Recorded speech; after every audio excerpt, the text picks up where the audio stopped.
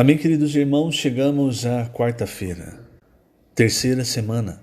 Nessa terceira semana o título geral é E a Palavra se fez carne.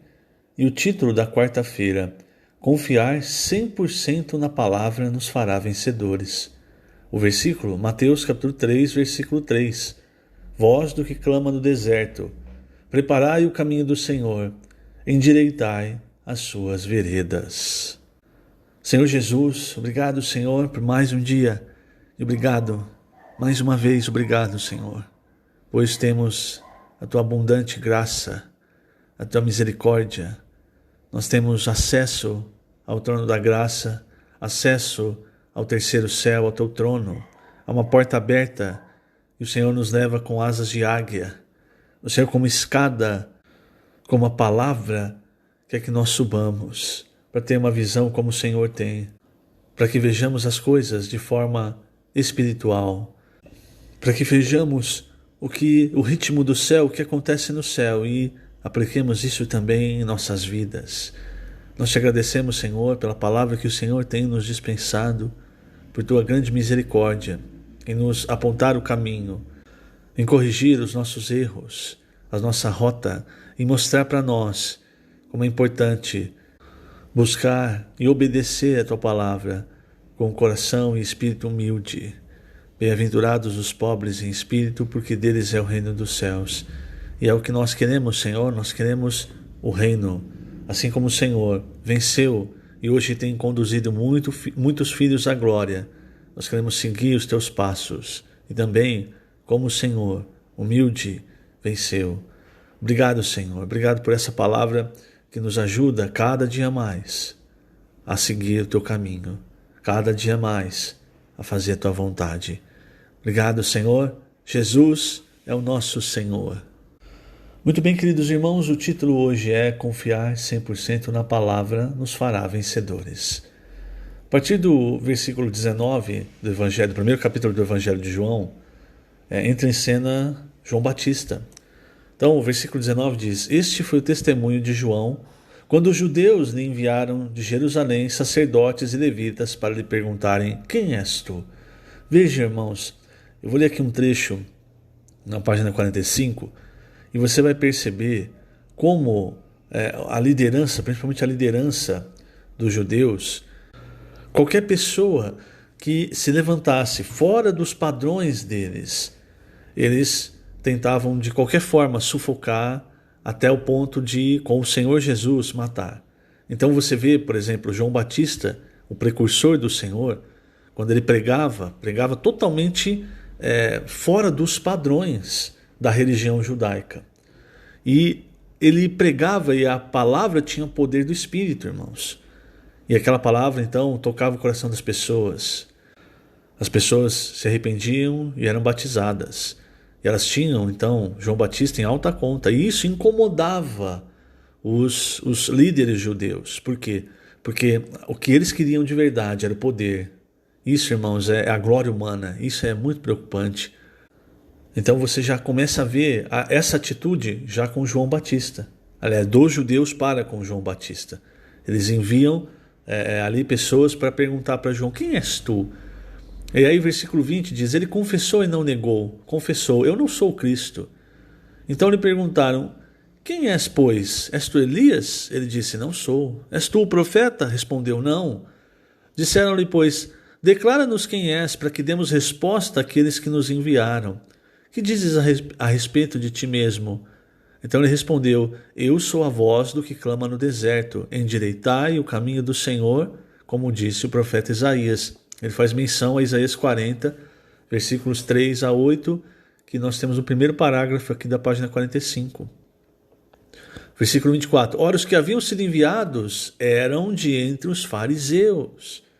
E perguntaram-lhe: Então por que batiza se não é o Cristo, nem Elias, nem o profeta? Veja, aqui com João Batista eles cobravam, né? Mas com o Senhor Jesus, que era Cristo, eles não acreditavam, eles não aceitavam o Senhor como Cristo.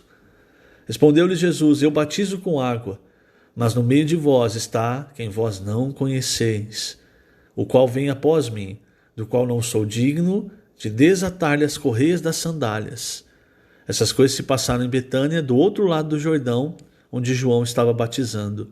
No dia seguinte, viu João Jesus, que vinha para ele e disse: Eis o Cordeiro de Deus que tira o pecado do mundo. É este a favor de quem eu disse: após mim vem um varão que tem a primazia, porque já existia antes de mim. Bom, eu vou ler a página 45, o segundo e terceiro parágrafos.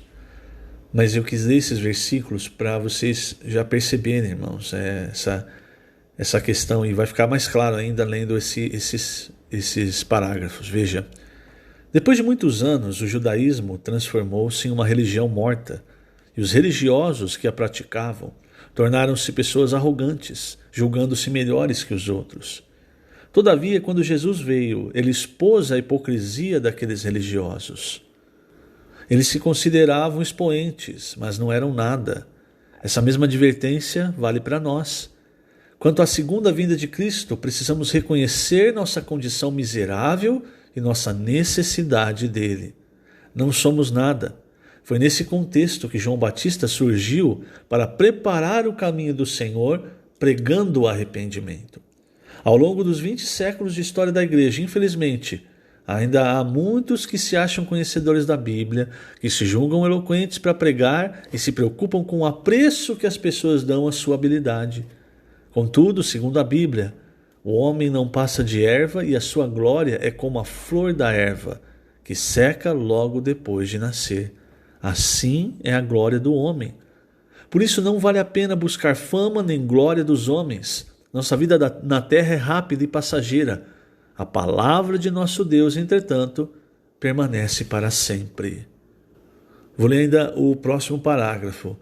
Portanto, para preparar o caminho para a vinda do Senhor, o homem precisa dar-se conta de sua real condição, arrepender-se e deixar de lado sua arrogância. É preciso apropriar-se do que Jesus falou no Sermão do Monte: bem-aventurados os humildes de espírito, porque deles é o reino dos céus. Com esse mesmo enfoque, ele também disse: em verdade vos digo que se não vos converterdes e não vos tornardes como crianças, de modo algum entrareis no reino dos céus. O reino dos céus é para as pessoas que têm coração aberto, simples e obediente ao Senhor e principalmente à sua palavra, a única capaz de nos fazer permanecer eternamente. Não percamos tempo com a glória que seca como a flor, antes apeguemo-nos à palavra que dura para sempre. Deixemos que ela trabalhe em nós, pois ela nos levará ao reino e à vida eterna. Então veja, do judaísmo era para sair o Senhor, não é? Sair, por favor, me entenda, quer dizer, o Senhor ele sairia de Judá e não era para haver uma religião que se tornasse dessa forma, algo engessado, algo que se opusesse à vontade de Deus, ao próprio Cristo. Mas a questão é, o homem, irmãos, quando ele começa a buscar a glória do homem, é isso que você percebe na religião judaica daquela época, eles estavam sempre com tramóia, sempre tentando segurar o poder, eles tinham medo do Senhor, porque eles tinham medo que o Senhor tomasse o poder, que eles ficassem obsoletos, enfim. O poder e as regalias do poder. É a busca pela glória humana, e aí você coloca a glória de Deus, o serviço a Deus, como um disfarce, mas na verdade eles estavam buscando a glória humana.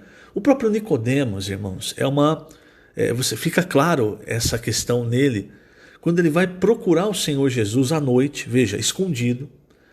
Quer dizer, ele não queria que as pessoas vissem que ele estava tendo comunhão com o Senhor, conversando com o Senhor. Então ele vai buscar o Senhor à noite, escondido, na casa, dentro da casa. E o interesse de Nicodemos era como Jesus fazia aquelas obras, aqueles milagres. Ele queria uma resposta. Por quê? Porque também queria, mas ele percebia que porque Jesus fazia essas coisas, as pessoas iam até ele. Então ele queria isso também. E o que o Senhor falou? Falou para ele: olha, o que importa para você, Nicodemos, agora é nascer de novo. E ele não entendeu.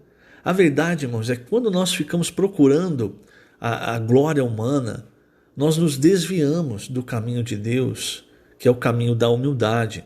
O caminho do reino, irmãos, é um caminho de humildade, é um caminho como de criança, de pessoas pobres em espírito. É Isaías 57, não é?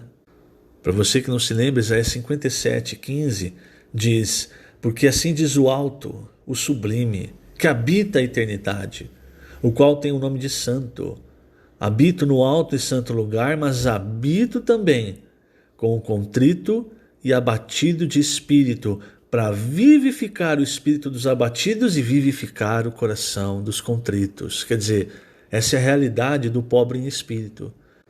E é interessante, né? Nós estamos falando do versículo 15, mas o versículo 14 ele diz assim, ó: dir-se-á, aterrai, aterrai, preparai o caminho, tirai os tropeços do caminho do meu povo. Nós, irmãos, temos o coração cheio de coisas, cheio de ídolos, cheio de pedras, espinhos.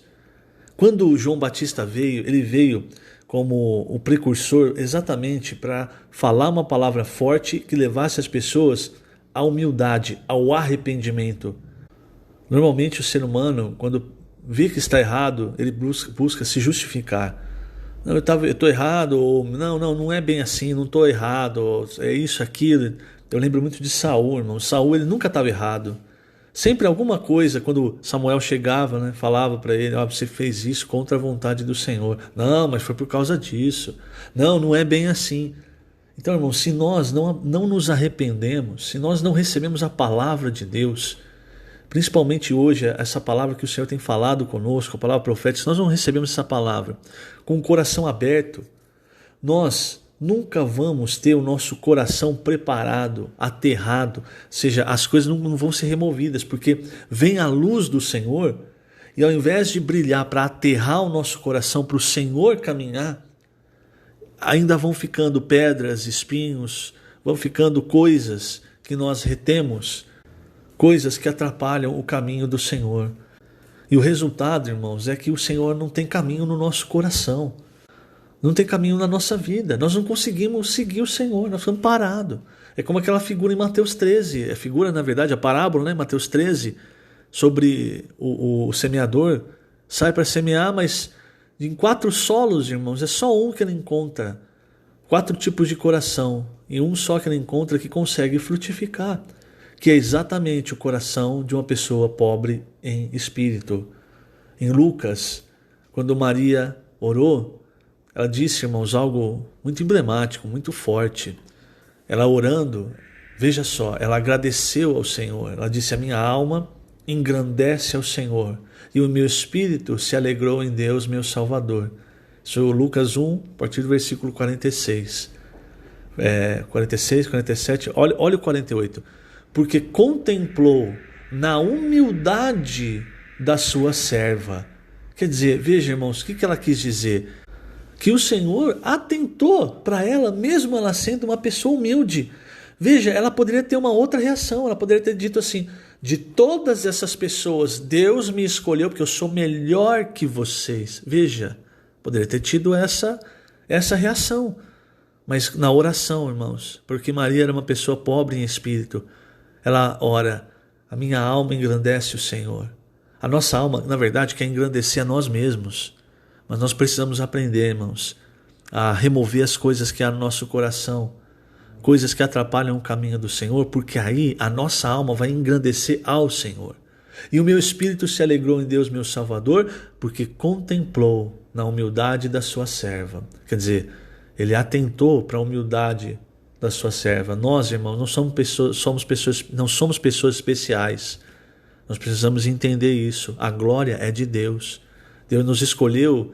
Lá em 1 Coríntios, Paulo fala: nós somos os loucos, as pessoas humildes desse mundo.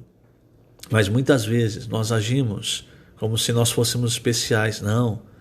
Agora, veja a diferença, né? Porque o humilde de espírito é dele o reino dos céus. Então, nós não somos especiais, mas o nosso chamamento é. Aí é o ponto. Então, nós, irmãos, sempre precisamos permanecer como pessoas humildes, recebendo a palavra e obedecendo a palavra de Deus. Por quê? Porque o resultado do pobre em espírito entrar no reino dos céus. Então no versículo 48, Lucas 1, Maria diz, porque contemplou na humildade da sua serva. Quer dizer, o Senhor me escolheu, eu, uma pessoa humilde, uma pessoa que é muito pior do que as outras. Porém, o resultado da escolha, olha só o que ela fala, pois desde agora todas as gerações me considerarão bem-aventurada. O que quer dizer isso? Eu, uma pessoa ruim, uma pessoa humilde, uma pessoa desprezada. Quem mudou a minha sorte? Quem mudou a minha vida? O Senhor. A partir de agora, quando as pessoas olharem para mim, por causa da escolha do Senhor, quando as pessoas olharem, principalmente para o nosso futuro, elas vão saber, esse é um bem-aventurado. O que nós vemos em Efésios, as bem-aventuranças, não é? Do Deus Trino fluindo como o rio de água viva. Você percebe, irmão? Se nós somos pessoas arrogantes, nós achamos, não, nós temos conhecimento, é assim que tem que ser. Nós não recebemos a palavra como maná. Nós não recebemos, nós vamos falar como o povo de Israel falava do maná. Minha alma tem fastio nesse pão vil. Porque a nossa alma, o que ela quer engrandecer a nós mesmos.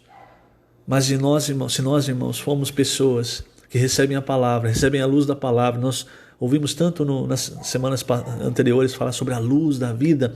Se nós recebemos com humildade, nós percebemos quem nós somos, irmãos, e também percebemos aonde o Senhor quer nos levar, nós vamos receber essa palavra com alegria e deixar essa palavra aterrar o nosso coração, remover ídolos, remover problemas entre irmãos, remover arrogância.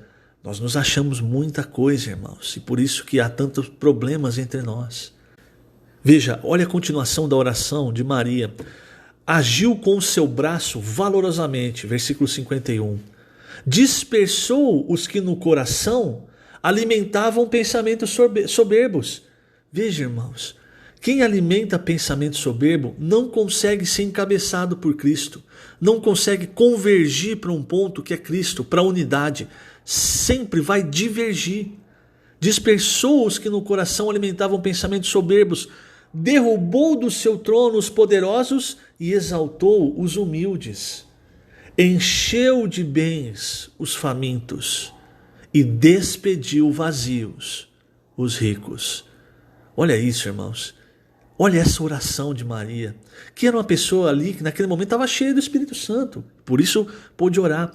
O caminho de Deus, irmãos, é sempre o caminho da humildade. O próprio Deus se fez humilde quando se tornou homem e obedeceu às leis humanas, até, lógico, quando eu digo leis humanas é a condição humana, né? Como o próprio Paulo diz, ele não julgou com usurpação o ser filho de Deus. Pelo contrário, ele viveu aqui uma vida humilde, uma vida humana.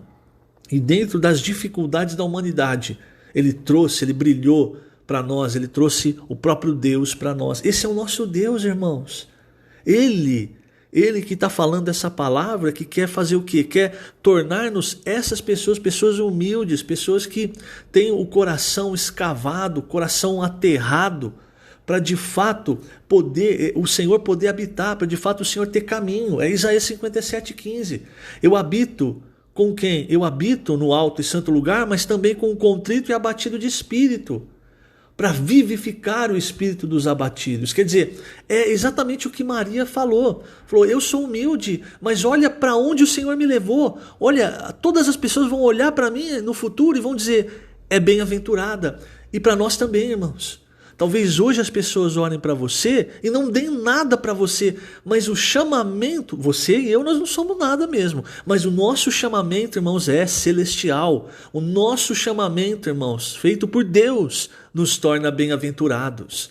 Agora, como nós estamos lidando com isso? Nós estamos sendo igual ao povo de Israel, os judeus daquela época, arrogantes, com pensamentos soberbos, buscando a glória desse mundo, buscando o poder.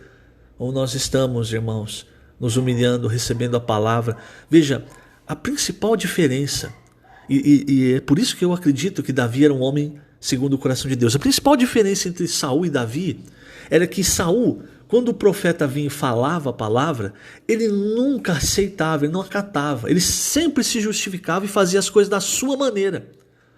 Davi, irmãos, ele errou bastante, mas toda vez que a palavra vinha até ele e o expunha, ele não se justificava, ele se arrependia e se humilhava diante do Senhor.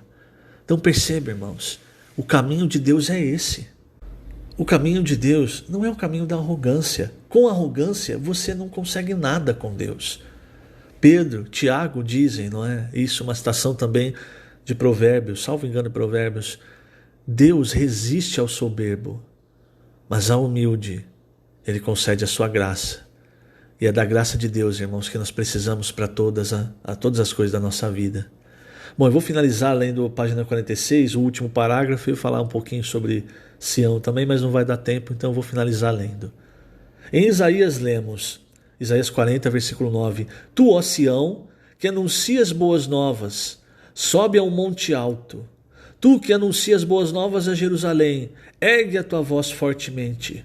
Levanta, não temas, e dize às cidades de Judá: eis aí está o vosso Deus.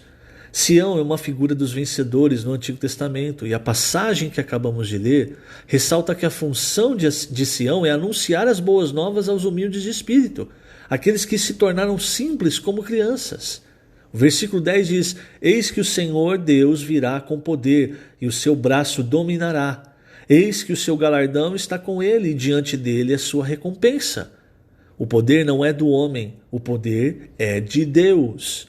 Os de Sião, os vencedores, são aqueles que não confiam em sua própria força, eloquência ou capacidade. Pelo contrário, eles dependem totalmente da palavra e reconhecem que ela é que faz a obra de Deus. Eles nada podem fazer por si mesmos. Por essa razão, os vencedores são aqueles que dia e noite estão imergindo na palavra. É isso que o Senhor espera de nós, confiança 100% na palavra. Que o Senhor te abençoe grandemente nesse dia. Lembrando, nós estamos colocando essas gravações no canal do YouTube da Igreja em Ribeirão Preto. Jesus é o Senhor.